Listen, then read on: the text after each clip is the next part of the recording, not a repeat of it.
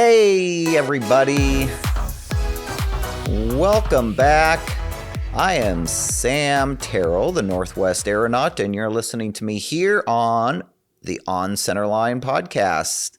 Thank you to everybody joining me in podcast world, and for those of you joining me here on YouTube, welcome. Remember, you can find the On Centerline podcast on all major podcast providers, and for those of you listening who have not found the YouTube channel yet, you can find me here on YouTube at Northwest Aeronaut, AERONAUT. So thank you so much for joining me today.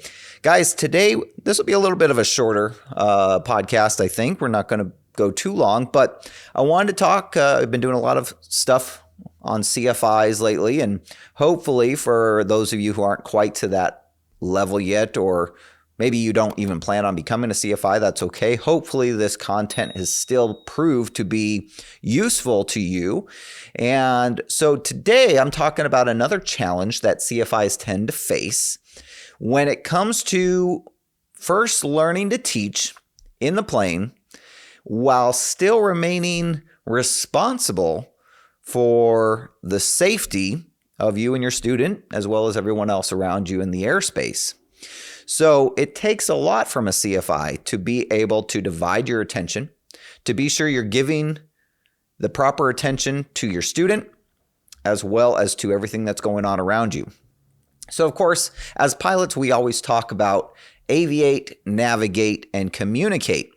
Those are our priorities, and that's the order in which we want to take those priorities.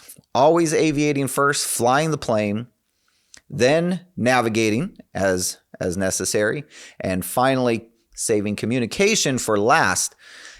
All of them being equally important, but we have to take one before the other when it comes to matters of safety.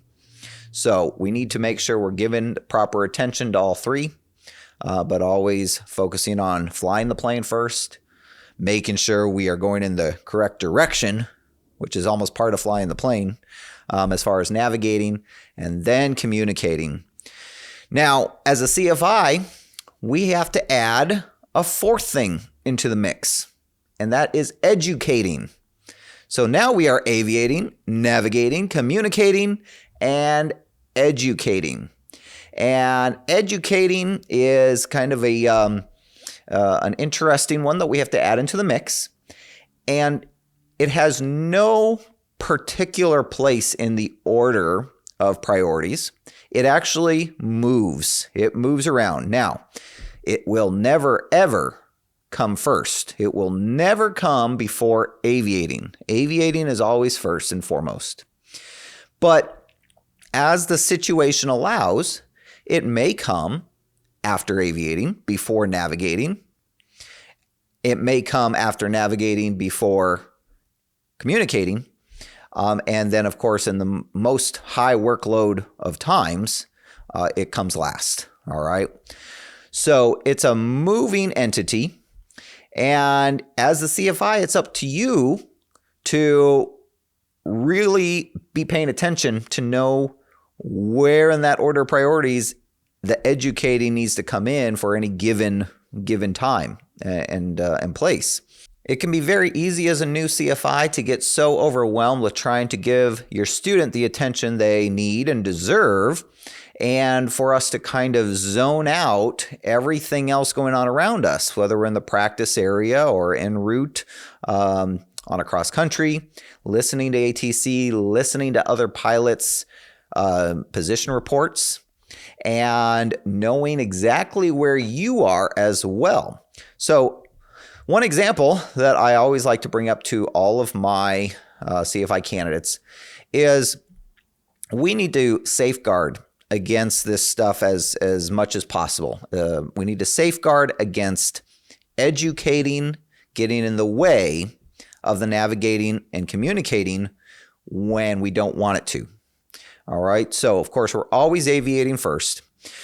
When it comes to navigation, though, one of the pitfalls that I have personally seen happen, or at least come close to happening, is you'll be out in the practice area. And, here in our practice area in Hillsboro, we have a couple Class Delta airspaces around and a Class Charlie.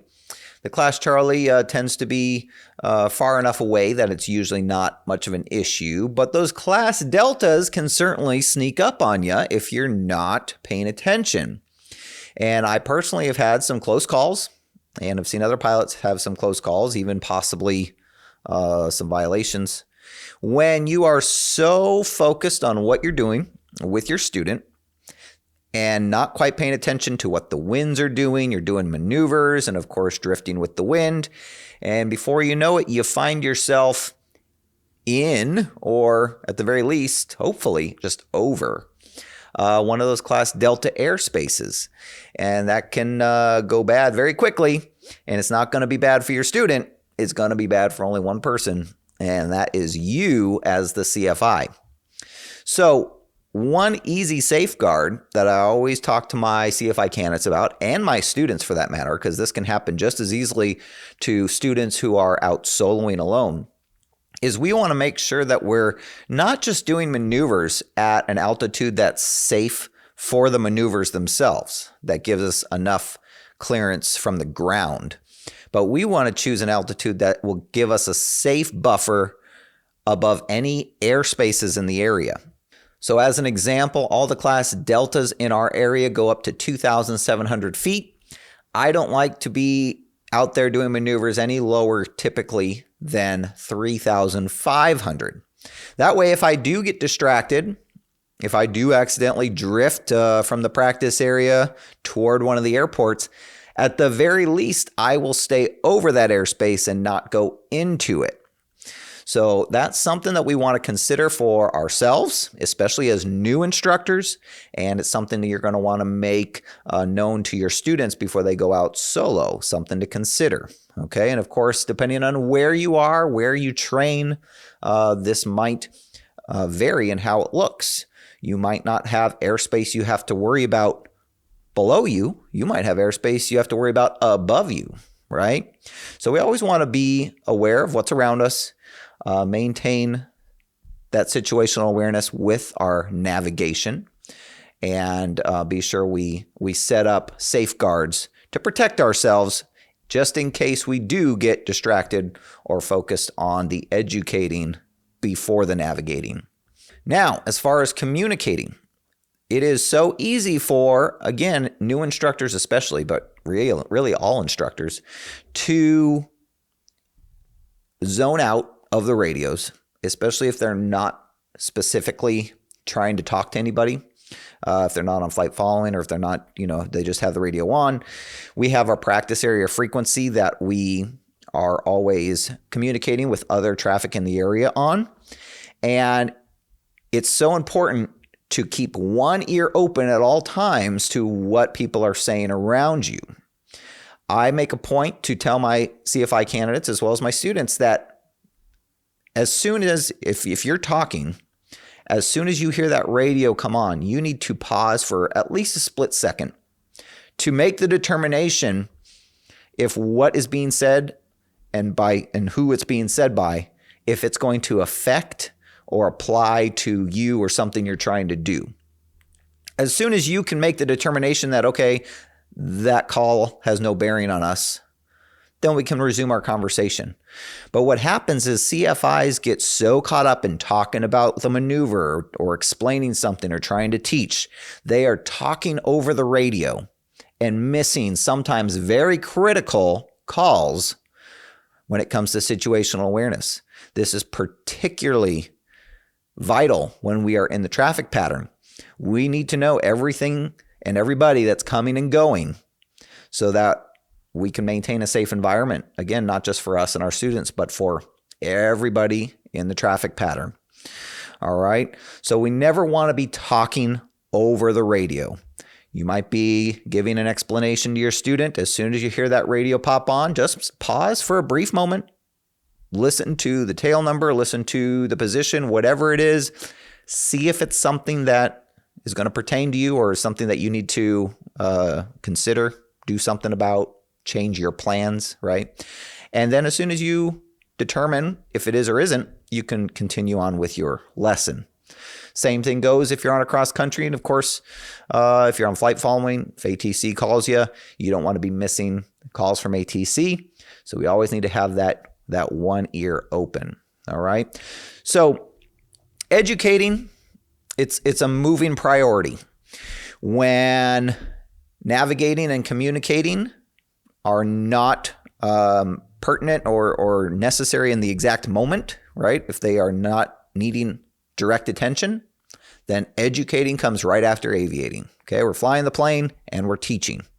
As soon as something comes up that requires us to navigate in a certain way, whether it be an instruction for ATC, whether it be for traffic avoidance, right, collision avoidance, airspace avoidance, anything like that, as soon as something comes up with navigation, education gets pushed back behind it. Okay. And then same thing for communicating.